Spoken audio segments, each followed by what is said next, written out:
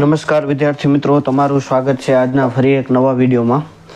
વિદ્યાર્થી મિત્રો, આપણે સ્વાધ્યાય અને ઉદાહરણના દાખલા કમ્પ્લીટ કર્યા હતા અને મેં તમને કહ્યું હતું કે હું ઓબ્જેક્ટિવ એટલે કે એક માર્ક્સના વિડીયો લઈને આવવાનો છું. વિદ્યાર્થી મિત્રો, આ જે વિડીયોમાં જે બોર્ડની પરીક્ષામાં જે ક્વેશ્ચન પૂછાયેલા છે તેનું આપણે સોલ્યુશન જોવાના છીએ, માટે તમે વિડીયોને અંત સુધી જોતા રહેજો.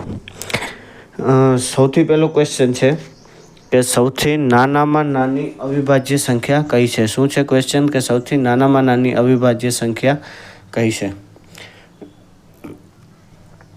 વિદ્યાર્થી મિત્રો, મેં તમને જ્યારે પહેલો લેક્ચર હતો ઇન્ટ્રોડક્શનનો, એમાં અવિભાજ્ય સંખ્યા, વિભાજ્ય સંખ્યા શું છે તે બધું જ જણાવ્યું હતું.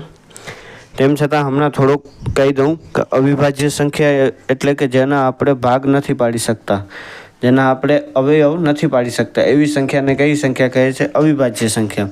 મતલબ એના અવયવમાં માત્ર એક અને એ પોતે જ સંખ્યા હશે જે આપણે આપેલી હશે. તો સૌથી નાનામાં નાની અવિભાજ્ય સંખ્યા કઈ છે? 2. પછી છે સૌથી નાનામાં નાની વિભાજ્ય સંખ્યા. વિભાજ્ય સંખ્યાનો મતલબ શું થાય? જેના આપણે ભાગ પાડી શકીએ, જેના આપણે અવિભાજ્ય અવયવીકરણ કરી શકીએ તેવી સંખ્યાને શું કહે છે? વિભાજ્ય સંખ્યા. હું તો અવિભાજ્ય અવયવીકરણ બધી જ સંખ્યાના કરી શકીએ આપણે, પરંતુ આપણે બીજા કોઈ અવયવ જ ન મળે એવી સંખ્યા છે કઈ છે? અવિભાજ્ય સંખ્યા. પછી વિભાજ્ય સંખ્યા એટલે કે બીજો આપણે એનો અવયવ મળી જાય એ સંખ્યા સિવાય, તો એવી સંખ્યાને કઈ સંખ્યા કહે છે? વિભાજ્ય. અને સૌથી નાનામાં નાની વિભાજ્ય સંખ્યા કઈ છે? 4.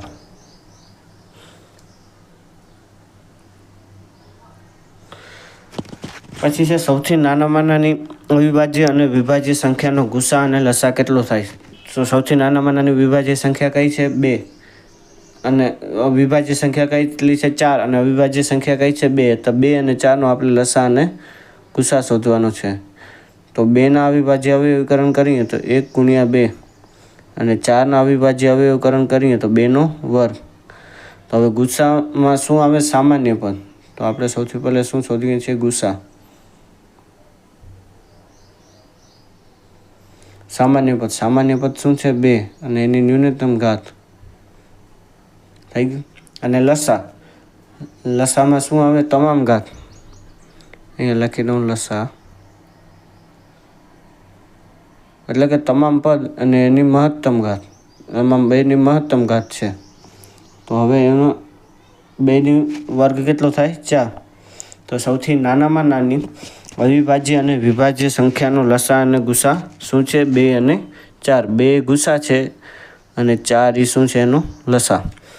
હવે કોઈ પણ ધન પૂર્ણાંક a અને b માટે શું છે? કોઈ પણ આપણે ધન પૂર્ણાંક આપેલા છે a અને b. અહીંયા આપણે ધન પૂર્ણાંક આપી દીધા છે a અને b.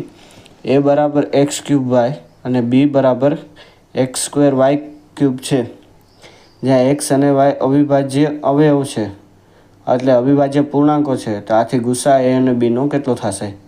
આપણે a અને b કોઈ ધન પૂર્ણાંક આપેલા છે અને અહીંયા આપણે a અને bના અવિભાજ્ય અવયવીકરણ પણ આપી દીધા છે.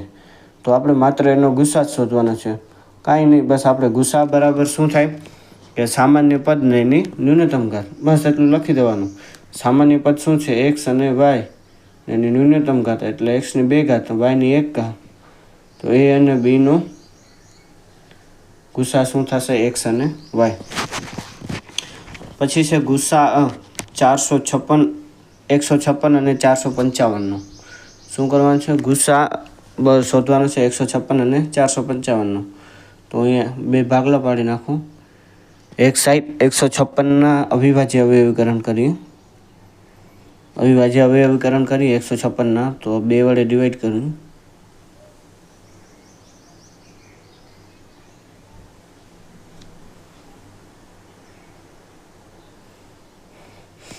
આ શું છે? 156ના અવિભાજ્ય અવયવીકરણ. 156ના અવિભાજ્ય અવયવીકરણ ક્યાં મળ્યા? 2નો વર્ગ ગુણ્યા 3 ગુણ્યા 13. પછી છે 455 અને 5 વડે ડિવાઈડ કરી શકીએ ડાયરેક્ટ, એટલે 9 અને 91 ને 13 × 91. તો 455ના અવિભાજ્ય અવયવીકરણ ક્યાં મળ્યા? 5 × 7 × 13. હવે ગુસ્સા બરાબર શું થાય? સામાન્ય પદ. શું થાય? ગુસ્સા બરાબર સામાન્ય પદ અને એની ન્યૂનતમ ઘાત. સામાન્ય પદ શું છે? 13 ને એની ન્યૂનતમ ઘાત એટલે 1, એટલે કે શું મળશે? 13. તો 156 અને 455નો ગુસ્સા શું મળે મને? 1. તો અહીંયા આન્સર આવશે 1. જો વિદ્યાર્થી મિત્રો તમને અહીંયા સુધી વિડીયો પસંદ આવતો હોય તો વિડીયોને લાઇક અને ચેનલને સબસ્ક્રાઈબ અને તમારા મિત્રો સાથે જરૂરથી શેર કરજો. હવે છે આગળનો, 2 ક્રમિક ધન પૂર્ણાંકોનો ગુણાકાર ખાલી જગ્યા વડે હંમેશા વિભાજ્ય હોય. શું છે? 2 ક્રમિક ધન પૂર્ણાંકો. પહેલું તો પૂર્ણાંકો શું છે? પૂર્ણાંકો જેને આપણે ઝેડ વડે દર્શાવવામાં આવે છે અને જેમાં એલિમેન્ટો માઇનસ ઇન્ફાઇનાઇટથી કરી, એટલે માઇનસ ઇન્ફાઇનાઇટથી કરી અને પ્લસ ઇન્ફાઇનાઇટ સુધીના જશે એવી બધી સંખ્યાઓ કેવી છે? પૂર્ણાંકો સંખ્યા. હવે જે પૂર્ણાંક સંખ્યામાં જે આ ભાગનો વિસ્તાર છે એને ધન પૂર્ણાંક કહેવામાં આવે છે. ધન પૂર્ણાંક ખબર પડી? હવે આપણે જોઈએ ક્રમિક ધન પૂર્ણાંક. ક્રમિક ધન પૂર્ણાંક એટલે 1, 2. 2 ક્રમિક ધન પૂર્ણાંકોનો મતલબ શું થાય? 1, 2, 2, 3, 3, 4. આ બધા શું છે? ક્રમિક ધન પૂર્ણાંકો. હવે આમનો ગુણાકાર એટલે 1 ગુણ્યા 2 કેટલો થશે? 2, 6 અને 12. આ એમનો ગુણાકાર છે. હવે તમે અહીંયા એ જુઓ કે આપણે આ જે સંખ્યા આપેલી છે બધી, મતલબ આ જે બધી સંખ્યા છે 2, 6 અને 12, આ જે સંખ્યા મળી એ કઈ સંખ્યા વડે વિભાજ્ય છે? તો આ બધી જે સંખ્યા મળી એ બધી સંખ્યા કેના વડે વિભાજ્ય છે? 2 વડે.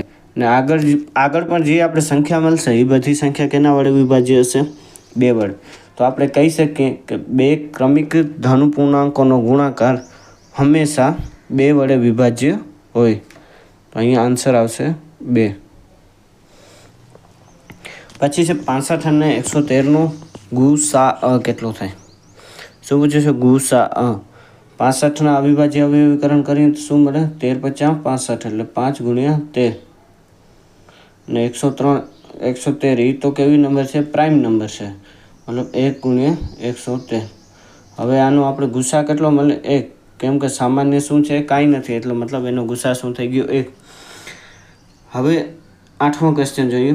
જો ગુસ્સા 65 અને 113નો 65m - 117 હોય તો m બરાબર કેટલા થાય?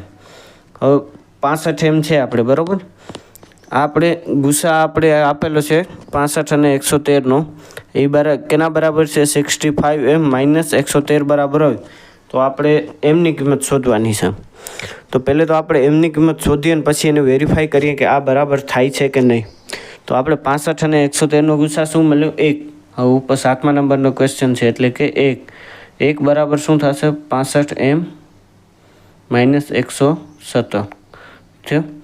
હવે 117ને હું આ સાઈડ લઈ જાઉં, ડાબી સાઈડ, તો શું થઈ જશે? 118 બરાબર 65m. તો એમની કિંમત શું મળી મને? 118/65. હવે આપણે આ કિંમત છે, આજે આપણે એમની કિંમત મળી, એમની કિંમત હું આ 65m - 117માં મૂકી દઉં તો મને એક જવાબ મળવો જોઈએ. તો ચાલો આપણે તે ચકાસી લઈએ. તો શું હતું? એમની કિંમત 65 હતી, પછી એમની કિંમત 118/65 - 117. તો અહીં 65 થી 65 કેન્સલ થઈ જાય, 118માંથી 117 જાય તો શું વધે? 1. મતલબ આ આપણે કિંમત મળી એમની એ બરાબર છે. માટે જો ગુસ્સા 65 અને 113નો 65m - 117 હોય તો એમની કિંમત 118/65 થશે. આગળ જોઈએ. હવે છે વિધાન ખરું છે કે ખોટું તે કહેવાનું છે. પાઈ એ સમય સંખ્યા છે. હું તમને જ્યારે લેક્ચર લેતો હોય તો સમય સંખ્યા શું છે, અસમય સંખ્યા શું છે, ત્યારે મેં તમને થોડાક ઉદાહરણ સહિત કહ્યું હતું કે પાઈ કેવી સંખ્યા છે? અસમય સંખ્યા. અને એનું કારણ પણ આપ્યું હતું. તેમ છતાં હમણાં તમને એમનું કારણ જણાવી દઉં કે આપણે પાઈ બરાબર શું લઈએ છીએ કે 22/7. શું લઈએ છીએ કે 22/7. હવે તમે કહેશો સર 22/7 તો એ સમય સંખ્યા છે. તમે સાચા છો, 22/7 એ સમય સંખ્યા છે. પણ 22/7ની વેલ્યુ શું મળે? 3.14. બરાબર.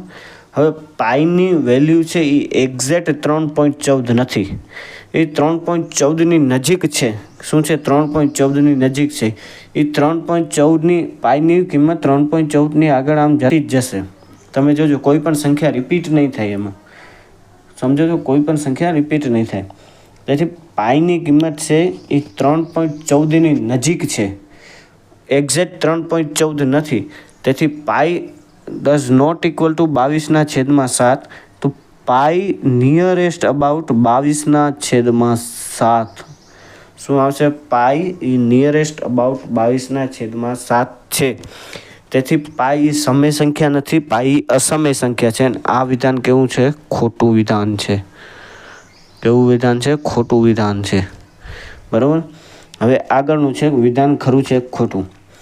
કે કોઈ પણ બે ધન પૂર્ણાંક આપેલો છે, એનો કોઈ પણ બે ધન પૂર્ણાંક છે A અને B, એ બે ધન પૂર્ણાંકોનો ગુસા અને લસા, એટલે ગુસા A અને Bનો ગુણાકારમાં લસા અને A અને Bનો બરાબર A×B થાય. આ વિધાન કેવું વિધાન છે? સાચું વિધાન છે. કેવું વિધાન છે? સાચું. આ આપણે ઉદાહરણ લગભગ 4 કે 5 છે, એમાં આપણે એની સાબિતી કરી હતી. હવે તો તમે એ ઉદાહરણનો વિડીયો આખો જરૂરથી જોજો. પછી છે ખાલી જગ્યાએ સમય સંખ્યા નથી. ખાલી જગ્યાએ સમય સંખ્યા નથી. વર્ગમૂળમાં 6 કેવી સંખ્યા છે? સમય સંખ્યા છે. સોરી, અસમય સંખ્યા છે. વર્ગમૂળમાં 5 એ કેવી સંખ્યા છે? અસમય સંખ્યા છે. વર્ગમૂળમાં 3 એ કેવી સંખ્યા છે? અસમય સંખ્યા છે. પરંતુ વર્ગમૂળમાં 4 બરાબર કેટલા આવે? 2. અને 2 એ કેવી સંખ્યા છે? સમય સંખ્યા છે. તેથી ઓપ્શન સી, વર્ગમૂળમાં 4 એ સમય સંખ્યા નથી. ઓપ્શન સી સાચો છે. પછી છે 17 અને 113નો ગુસા 1 છે. વિધાન સાચું છે ખોટું આપણે કહેવાનું છે. 17 અને 23 છે. 17 અને 23 એ કેવી સંખ્યા છે? અવિભાજ્ય સંખ્યા છે. અને અવિભાજ્ય સંખ્યાનો ગુસા હંમેશા એક જ થાય. અને આ વિધાન સાચું છે, સાચું છે અને સાચું છે. કેવું છે? સાચું છે. અવિભાજ્ય સંખ્યાનો ગુસા હંમેશા એક થશે. આ સનાતન અને સત્ય છે. તેથી તમે ધ્યાન રાખજો. 3 + 2 વર્ગમૂળમાં 5 એ કેવી સંખ્યા છે? અસમય સંખ્યા છે. કારણ હવે જો એ સમય હોય, બરાબર, કેવી સંખ્યા હોય? સમય હોય તો A/B સ્વરૂપે લખી શકાય. ને જ્યાં B બરાબર 0 ન હોય, A અને B પરસ્પર અવિભાજ્ય હોય, તો હવે 2 વર્ગમૂળમાં 5 બરાબર શું થશે? A - B - 3. તો વર્ગમૂળમાં 5 બરાબર A - 3B 2B થાય. જરૂર થાય. હવે આ જે આપણે ભાગ મળ્યો એ ભાગ કેવો છે? સમય છે. અને આ વર્ગમૂળમાં 5 એ કેવી સંખ્યા છે? અસમય છે. હવે સમય બરાબર ક્યારે અસમય ન થાય. તેથી 3 + 2 વર્ગમૂળમાં 5 એ કેવી સંખ્યા છે? અસમય સંખ્યા છે. પછી છે અવિભાજ્ય સંખ્યાનો લસા અને ગુસા. મેં તમને હમણાં જ કીધું કે અવિભાજ્ય સંખ્યાનો ગુસા હંમેશા 1. શું થાય? ગુસા બરાબર 1 અને એનો લસા એ જે સંખ્યા આપેલી છે એના ગુણાકાર